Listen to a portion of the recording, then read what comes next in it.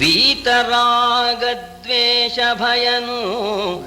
ಭಯನನು ಅಜಾತ ಶತ್ರುವನು ಅಕಟ ಕಪಟದ್ಯೂತದಲ್ಲಿ ಕುರುರಾಯ ಗೆಲಿದನು ಧರ್ಮನಂದನನ. ವೀತರಾಗದ್ವೇಷ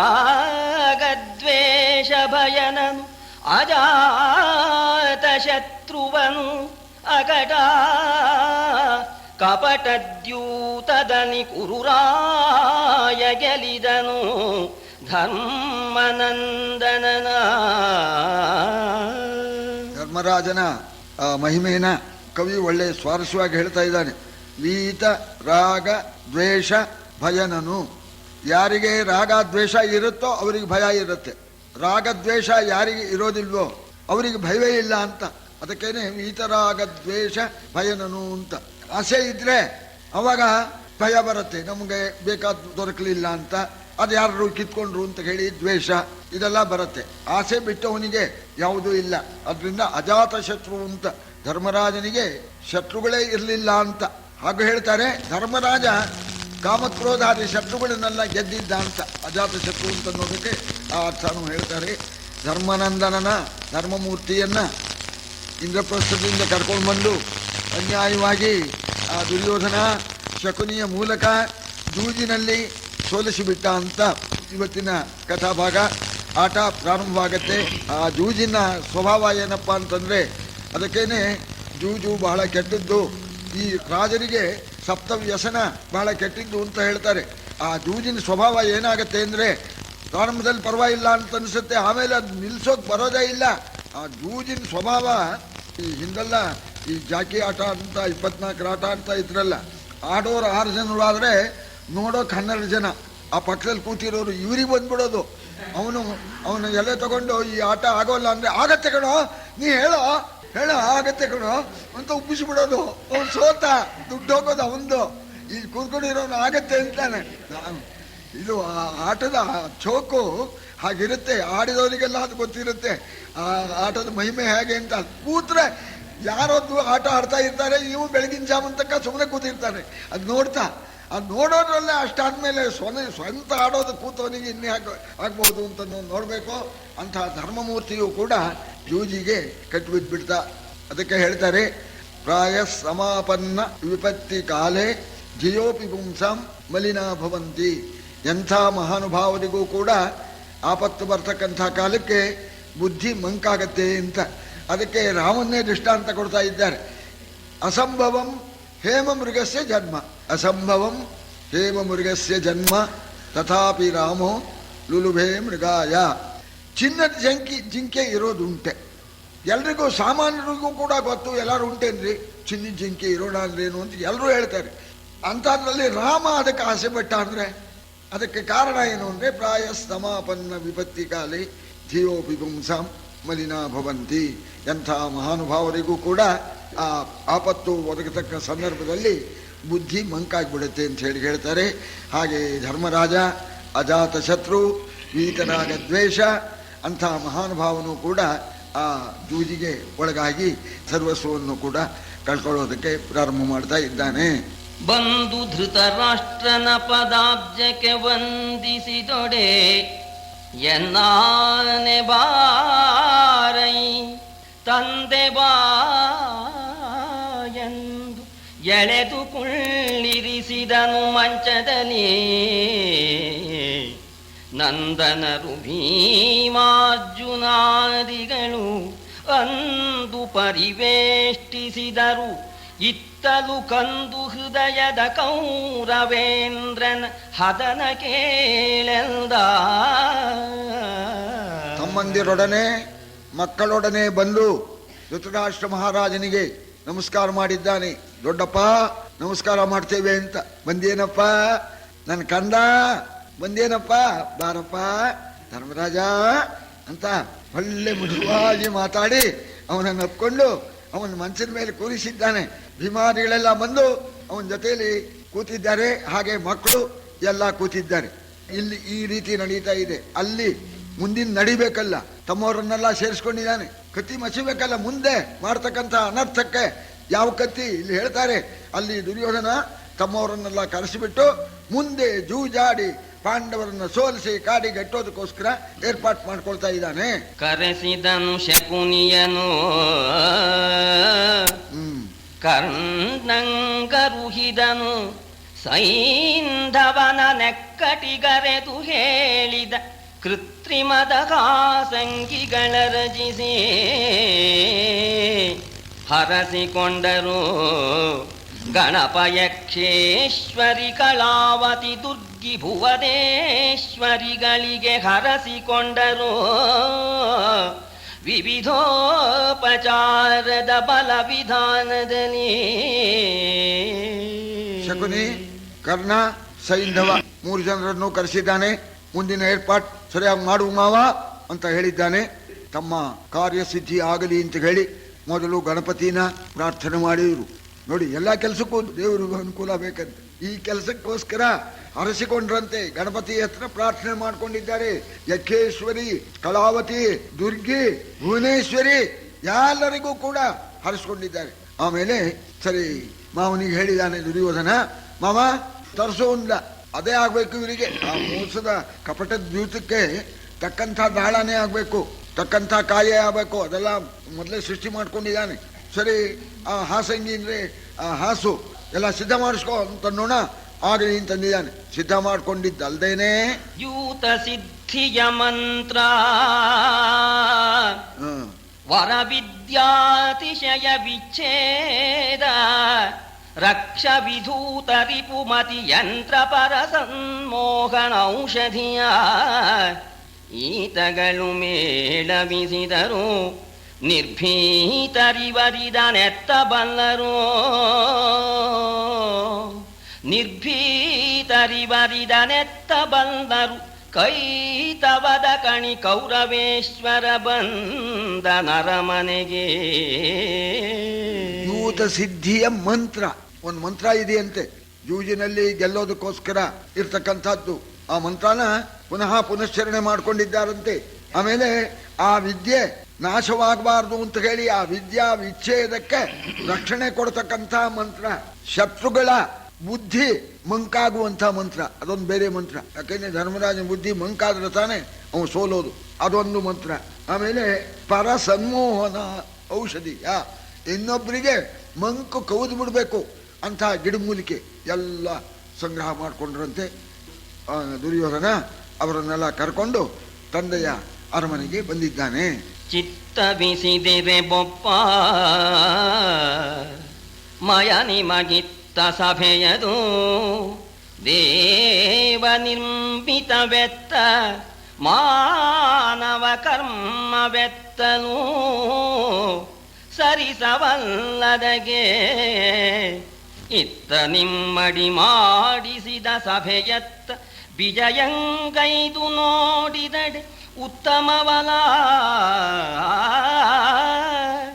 ಇತ್ತ ನಿಮ್ಮಡಿ ಮಾಡಿಸಿದ ಸಭೆಯತ್ತ ವಿಜಯಂಗೈದು ನೋಡಿದಡೆ ಉತ್ತಮವಲ ಎಂದನ ದುರ್ಯೋಧನನು ನಗುತ್ತಾ.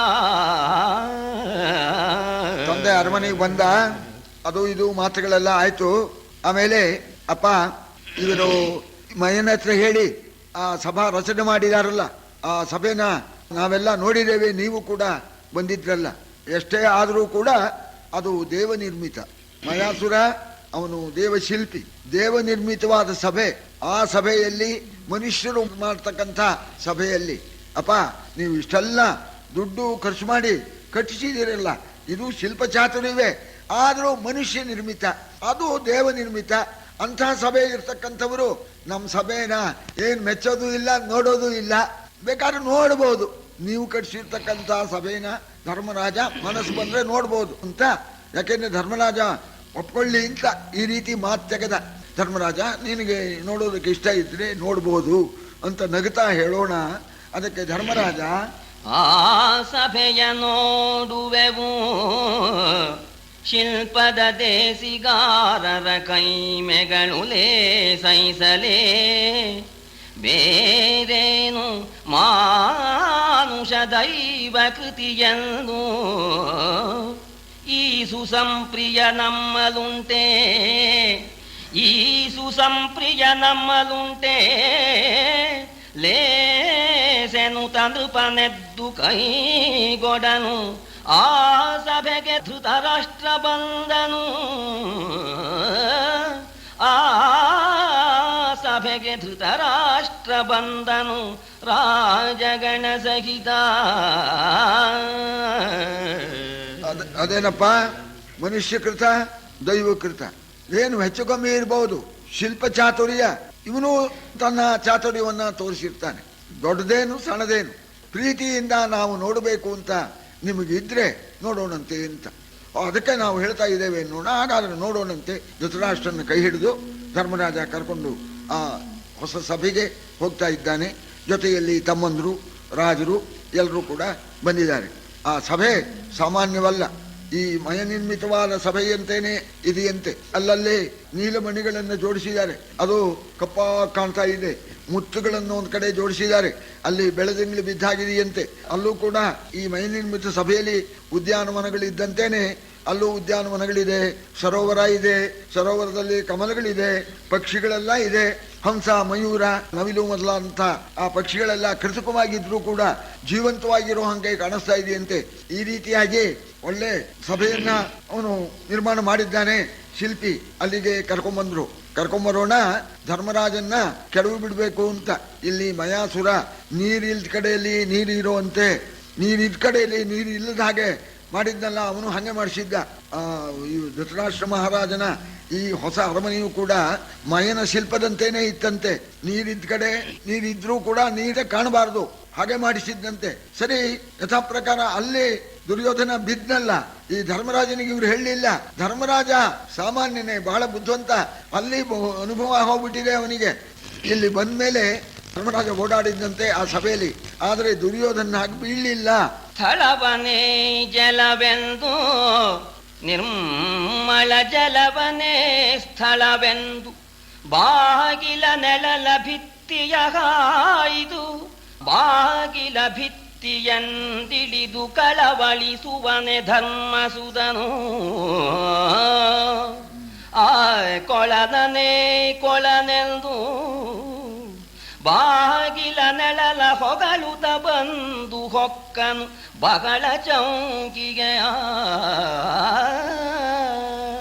ಇವನಾಗೆ ಸ್ಥಳವನ್ನ ಜಲ ಅಂತ ನೀರಿದೆ ಅಂತ ಭ್ರಮಿಸ್ಲಿಲ್ಲ ಧರ್ಮರಾಜ. ಹೇಳ್ಬಿಡೋನಂತೆ, ನೋಡಿ ಇಲ್ಲಿ ನೀರಿಲ್ಲ, ನೀರಿರೋ ಹಾಗೆ ಕಾಣುತ್ತೆ, ಇದು ಸ್ಥಳ ಅಂತ ಹೋದ್ನಂತೆ.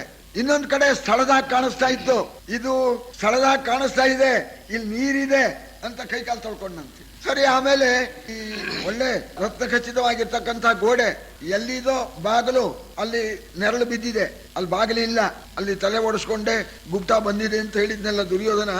ಧರ್ಮರಾಜ ನೋಡ್ಬಿಟ್ಟು, ನೋಡ್ರಿ ಶಿಲ್ಪ ಚಾತುರ್ಯನ, ಇಲ್ಲಿ ಬಾಗಿಲಿಲ್ಲ, ಬಾಗಿಲಿರೋ ಹಾಗೆ ಕಟ್ಟಿದಾನೆ, ಇಲ್ಲಿ ಬಾಗಿಲಲ್ಲ, ಇಲ್ಲಿ ಬರೀ ಗೋಡೆ.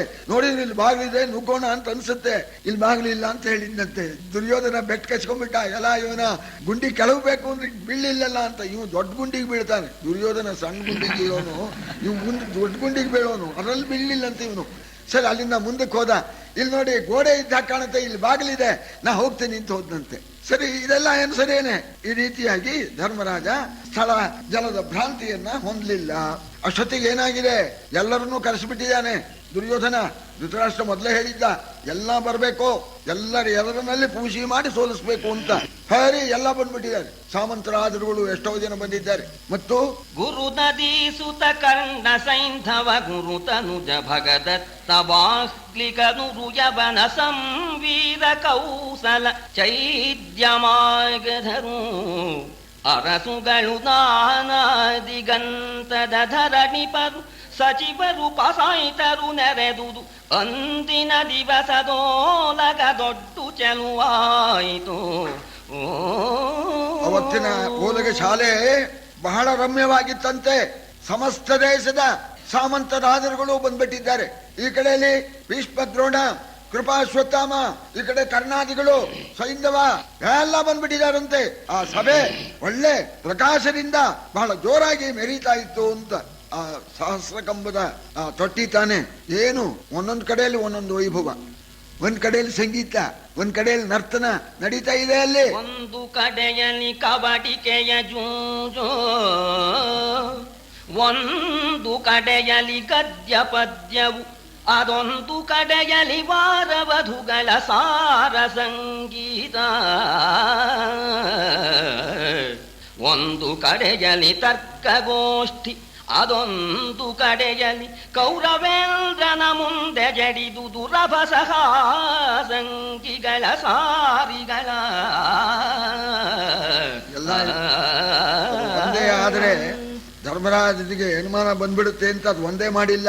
ಒಂದ್ ಕಡೆಯಲ್ಲಿ ಸಂಗೀತ, ಒಂದ್ ಕಡೆಯಲ್ಲಿ ನರ್ತನ, ಇನ್ನೊಂದ್ ಕಡೆಯಲ್ಲಿ ಗದ್ಯ ಹೇಳ್ತಾ ಇದ್ದಾರೆ, ಇನ್ನೊಂದ್ ಕಡೆಯಲ್ಲಿ ಪದ್ಯ ಹೇಳ್ತಾ ಇದ್ದಾರೆ, ಇನ್ನೊಂದ್ ಕಡೆಯಲ್ಲಿ ಕವಡೆನೂ ಆಡ್ತಾ ಇದ್ದಾರಂತೆ. ಇನ್ನೊಂದ್ ಕಡೆ ಒಳಗೆ ಶಕುನಿ ಮಾವ ಮಂತ್ರಗಿಂತ ಹೇಳಿ ಸಿದ್ಧಿ ಮಾಡ್ಕೊಂಡು ಮೋಸದ ಕಾಯಿ, ಮೋಸದ ದಾಳ ಎಲ್ಲ ಸಿದ್ಧ ಮಾಡ್ಕೊಂಡು ಎಲ್ಲ ಇಟ್ಕೊಂಡಿದ್ದಾನಂತೆ. ಎಲ್ಲ ನೋಡ್ಕೊಂಡು ಹೋದ್ರು ಪಾಂಡವರು. ಧರ್ಮರಾಜ ಎಲ್ಲದನ್ನು ನೋಡ್ಕೊಂಡು ಹೋದ. ಸಂಗೀತ, ನರ್ತನ, ಕವಡೆ ಆಡೋದು ಎಲ್ಲ ನೋಡ್ಕೊಂಡು ಈ ಶಕುನಿ ಇದ್ನಲ್ಲ ಆ ಜಾಗಕ್ಕೆ ಬಂದ. ಆ ಜಾಗಕ್ಕೆ ಬರೋ ಹೊತ್ತಿಗೆ ಇವ ದಾಳನ ಮಸೀತಾ ಇದ್ದಾನೆ ಶಕುನಿ. ದುರ್ಯೋಧನ ಜೊತೆಯಲ್ಲಿದ್ದಾನೆ. ಶಕುನಿ ಹೇಳ್ತಾ ಇದ್ದಾನೆ, ಆಡಲರಿವನು ಗಡ ಯುಧಿಷ್ಠಿರನು, ಆಡುವರೆ ಬರ ಹೇಳು ಮೇಂತ ನೋಡುತ್ತಿರಲಿ, ಆಡುವೆವು ಸಭೆಯಲಿ ವಿನೋದದಲ್ಲಿ, ಕೋಟಿಗಿಲ್ಲದ ಸರಸನೆತ್ತವನಾಡಲರಿಯದ ನೃಪತಿ ಮೃಗವು, ಕೋಟಿಯಿಲ್ಲದ ಸರಸನೆತ್ತವನು ಆಡಲರಿಯದ ನೃಪತಿ ಮೃಗವು ಎಂದು ಆಡುತ್ತಿಗರರಿವವರು ತಾವಲ್ಲ ಎಂದನಾಶಕುನಿ. ಧರ್ಮರಾಜನಿಗೆ ಜೂಜಾಟದಲ್ಲಿ ಬಹಳ ಅನುಭವ ಇದೆಯಂತೆ. ಸರಿ, ಆಡೋದಾದ್ರೆ ಒಂದ್ ಕೈ ನೋಡಬಹುದು ಅಂದ. ಪ್ರೋತ್ಸಾಹ ಕೊಡ್ಬೇಕಲ್ಲ. ಅಥವಾ ಆಡೋಕ್ ಬರ್ದೇ ಇದ್ರೆ ಸರಿ ನಾವು ಆಡ್ತೇವೆ, ಸ್ವಲ್ಪ ನೋಡ್ಯಾರು ನೋಡ್ಲಿ ಅಂತ. ಆಡೋಕ್ ಬರ್ದೇ ಇದ್ರೆ ಈ ಸರಸವಾಗಿರ್ತಕ್ಕಂಥ ಈ ನೆತ್ತವನ್ನ ಆಡೋದಕ್ಕೆ ಬರದೇ ಇರ್ತಕ್ಕಂಥ ರಾಜ ಮೃಗ ಅಂತ ತಿಳಿದವ್ರು ಹೇಳ್ತಾರೆ. ನಾನಲ್ಲ, ಬಂದ್ರೆ ಬರ್ಲಿ, ಇಲ್ಲ ನಾವು ಆಡ್ತೇವೆ ನೋಡ್ಲಿ. ಧರ್ಮರಾಜನಿಗೆ ಪ್ರೋತ್ಸಾಹ ಕೊಡೋದಕ್ಕೋಸ್ಕರ ಈ ರೀತಿ ಶಕುನಿ ಹೇಳಿದ್ದಾನೆ. ಅಹುತು ಹೊಲ್ಲೆಹವು ಆವುದಾಡಲು ಬಹುದು ಸುಜನರ ಕೂಡೆ, ನೀವೇ ಕುಹಕ ವಿದ್ಯಾ ಸಾರ್ವಭೌಮರು ಶಕುನಿ ಕೌರವರು, ಸುಹೃದಯರಿಗತಿ ಕುಟಿಲರಲಿ ನಿಸ್ಪೃಹರಿಗತಿರಾಗಿಗಳೊಡನೆ ದುಸ್ಸಹ ಕಣ ಸಮ್ಮೇಳವು,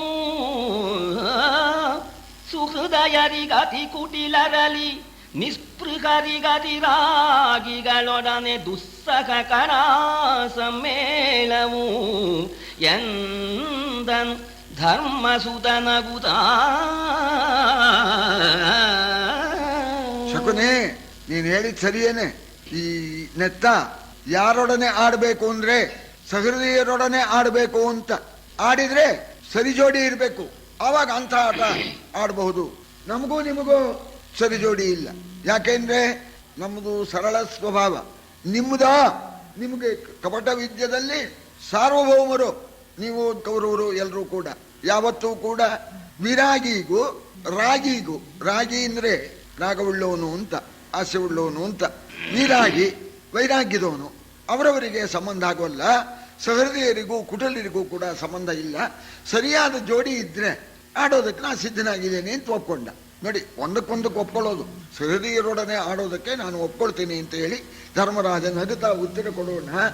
ಅದಕ್ಕೆ ದುರ್ಯೋಧನ ಅಲ್ಲಿಂದ ಮುಂದೆ